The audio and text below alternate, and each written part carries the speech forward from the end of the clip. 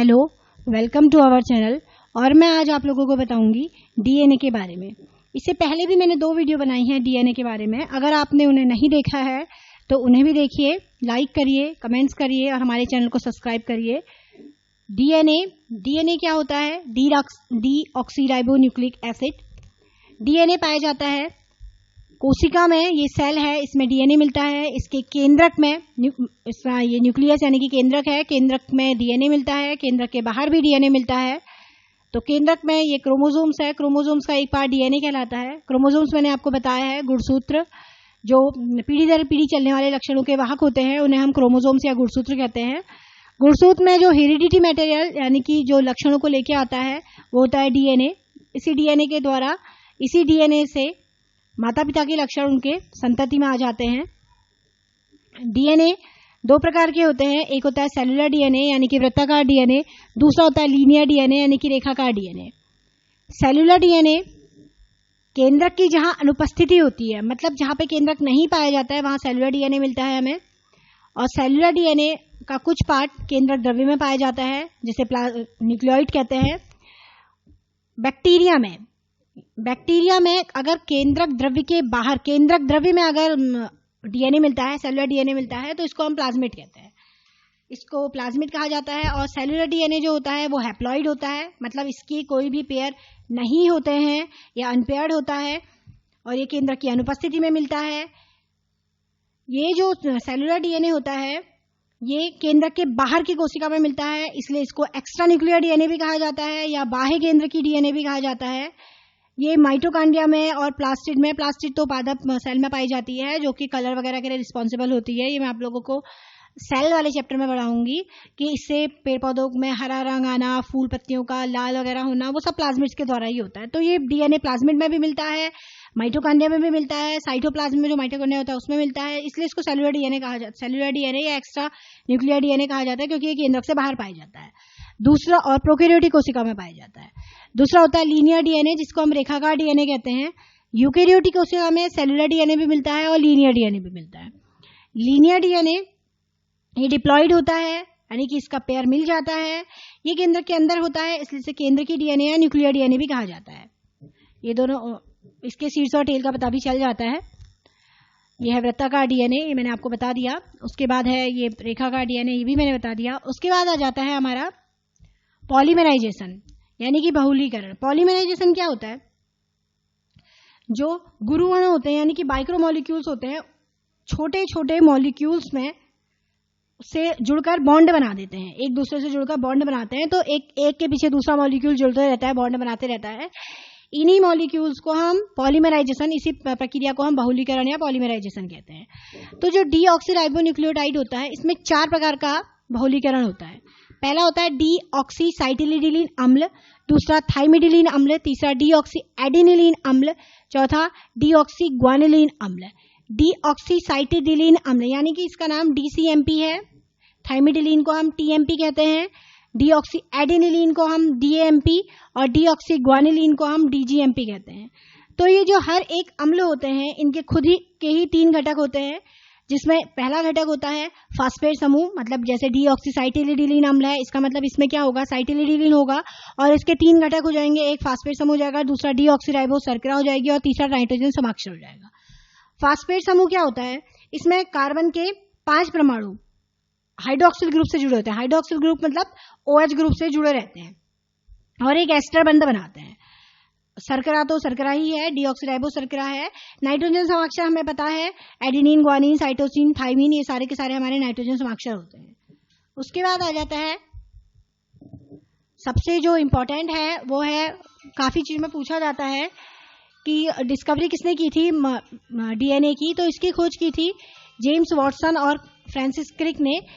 इन्हें ही इसकी खोज का श्रेय जाता है, क्योंकि जो 1951 में रोजर फ्रैंकलिन और मॉरिस विल्किसन, इन्होंने सबसे पहले बताया कि जो डीएनए का मॉडल होता है वो द्विगुणन होता है, यानी कि डबल हेलिक्स मॉडल दिया। इन्होंने इसका एक्सरे डिफरेंशिएशन किया तो उनको पता चला कि इसका मॉडल डबल स्टैंडर्ड हेलिक्स है, यानी कि द्विसूत्री कुंडलिन मॉडल होता है, जहां पे ए के सामने टी होता है, जी के सामने सी होता है। ए मतलब एडेनिन के सामने थाइमिन, ऐसे ही ग्वानिन के सामने साइटोसिन होता है।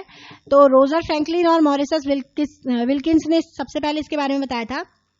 लेकिन हुआ क्या, फिर थोड़े टाइम के बाद 1953 में जेम्स वाटसन और फ्रांसिस क्रिक ये आ गए। इन्होंने इसको एक तरीके से इस मॉडल पर मोहर लगा दी, या फिर ये कह सकते हैं कि एक तरीके से इन्होंने इस मॉडल को सिद्ध कर दिया कि ये डबल डायमेंशन होने के साथ साथ 3 डायमेंशनल मॉडल होता है। इसीलिए जो इसका द्विगुणन संकरण होता है, डबल हेलिक्स स्टैंडर्ड मॉडल है, इसका श्रेय जेम्स वाटसन और फ्रांसिस क्रिक को जाता है। इसके लिए उनको 1962 में नोबेल पुरस्कार भी दिया गया था। तो ये द्विकुंडली या डबल हेलिक्स की जो मोटाई होती है वो 2 nm होती है, यानी कि 20 एंगस्ट्रॉम होती है। और ये जो डी ऑक्सीराइबोसर्कुलर का मतलब है एडेनिन, ग्वानिन, साइटोसिन, थाइमिन, ये जो सब जुड़े रहते हैं, ये किसके द्वारा जुड़े रहते हैं? हाइड्रोजन बंधन के द्वारा आपस में जुड़े रहते हैं। तो एक कुंडल से लेके दूसरे कुंडल क्या होता है अभी बताती हूँ आपको। जो इनकी लंबाई होती है वो 3.4 होती है। अब डीएनए के 3 मॉडल देखे गए, एक तो ए मॉडल था, दूसरा बी मॉडल, तीसरा जेड मॉडल। इन सब का मतलब क्या है? माइनर सा डिफरेंस होता है। जब सबसे पहले डीएनए को देखा गया तो उसमें पता चला कि इसमें 10 जोड़ी न्यूक्लियोटाइड्स थे। तो जब वाटसन और क्रिक ने इसकी खोज की थी, कुछ समय के बाद इसमें 10.4 यानी कि 10.4 जोड़ी न्यूक्लियोटाइड जोड़ियां हो गई। तो इस मॉडल को बी मॉडल कहा गया। तो जो बी डीएनए होता है उसके कुछ खंड केंद्रक द्रव्य में जब जल की कमी हो जाती है, पानी की कमी होने से ये बी डीएनए ए डीएनए में बदल जाता है और इसमें 11 जोड़ी न्यूक्लियोटाइड रह जाते हैं।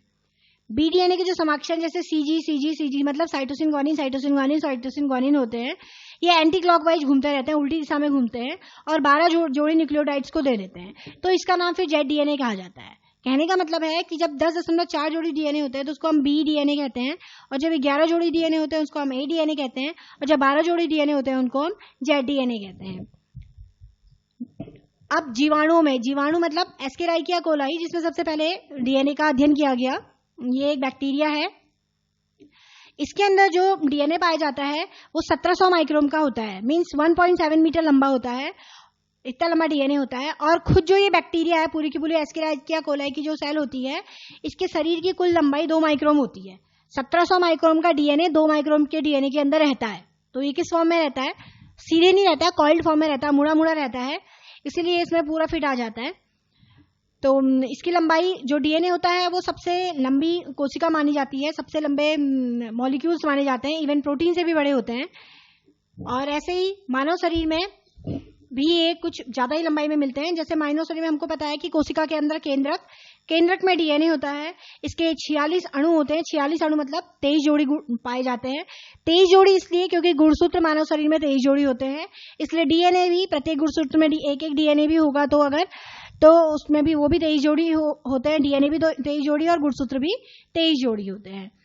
तो जो इनमें डीएनए होता है, इनकी जो कुल लंबाई होती है वो 4.5 सेंटीमीटर होती है, और कुल लंबाई अगर माने तो 2 मीटर लंबी होती है। जबकि जो केंद्रक का व्यास है, पूरा केंद्रक है, वो 4 माइक्रोन से लेकर 10 माइक्रोन तक होता है। वो बॉडी पे डिपेंड करता है, किसी का 4 माइक्रोन, किसी का 10 माइक्रोन। तो डीएनए भी उसमें उतना ही होता है। हमारे शरीर में लगभग 10⁻14 यानी कि 10⁻14 कोशिकाएं होती हैं, और उनमें डीएनए होता है वो 2 गुना 10⁻14 मीटर लंबा होता है। अगर हम पृथ्वी की बात करते हैं तो पृथ्वी की परिधि 4 गुना 10⁻4 किलोमीटर है, और पृथ्वी से सूर्य के बीच की जो दूरी है वो 1.5 गुना 10⁸ किलोमीटर। इसका मतलब ये है कि जो हमारे शरीर का डीएनए है वो सूर्य तक फैलकर 100 बार वापस आ सकता है। लेकिन ऐसा होता नहीं है, क्योंकि जब कोशिका विभाजन होता है, कोशिका विभाजन क्या होता है? माइटोसिस है, मियोसिस है, ये सब मैं आपको आगे आने वाली वीडियो में बनाऊंगी। तो कोशिका विभाजन के समय जो डीएनए होता है वो सिकुड़ जाता है, यानी कि कुंडलीन फॉर्म में सिकुड़ जाता है, संघनन हो जाता है उसका, और केवल 10⁵ कुंडल रह जाते हैं। जो कि फिर से कोशिका विभाजन होता है, जब ये प्रोसेस चलती रहती है तो केवल 10 माइक्रोन यानी कि जो पूरा का पूरा डीएनए है वो केवल 10 माइक्रोन की एक लंबी छड़ के रूप में दिखाई देता है, जिसकी जो गोलाई होती है या जिसकी जो मोटाई होती है वो 0.5 माइक्रोन होती है।